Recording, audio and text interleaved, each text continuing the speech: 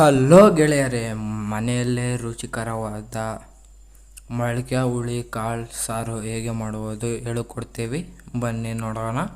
ಅದಕ್ಕೆ ಬೇಕಾಗುವ ಸಾಮಗ್ರಿಗಳು: ತೆಂಗಿನಕಾಯಿ ತುರಿದುಕೊಂಡಿರೋದು, ಬೆಳ್ಳುಳ್ಳಿ, ಈರುಳ್ಳಿ 2 ಚಿಕ್ಕದು, ಟೊಮೆಟೊ 1 ಚಿಕ್ಕದು, ಶುಂಠಿ, ಕೊತ್ತಂಬರಿ ಸೊಪ್ಪು, ಪುದೀನ ಸೊಪ್ಪು, ಕಾಳು, ಮೊಳಕೆ ಕಾಳು, ಧನಿಯಾ ಪುಡಿ, ಖಾರದ ಪುಡಿ, ಆಮೇಲೆ ಆಲೂಗಡ್ಡೆ ನೀರಲ್ಲಿ ನೆನೆಸಿಕ್ಕಿರೋದು.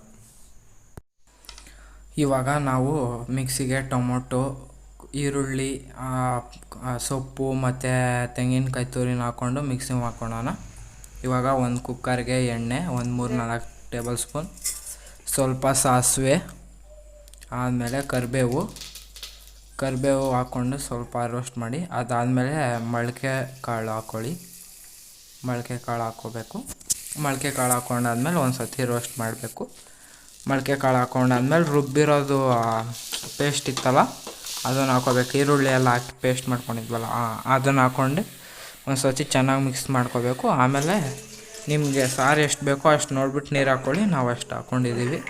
ನೀರು ಹಾಕ್ಕೊಂಡಾದ್ಮೇಲೆ ಮಿಕ್ಸು. ಆಮೇಲೆ ಆಲೂಗಡ್ಡೆ ಕಟ್ ಮಾಡಿಕೊಂಡಿದ್ವಲ್ಲ, 2 ಆಲೂಗಡ್ಡೆ, ಅದನ್ನು ಹಾಕ್ಕೊಂಡು ಸ್ವಲ್ಪ ರುಚಿಗೆ ತಕ್ಕಷ್ಟು ಉಪ್ಪು ಹಾಕ್ಕೊಳ್ಳಿ.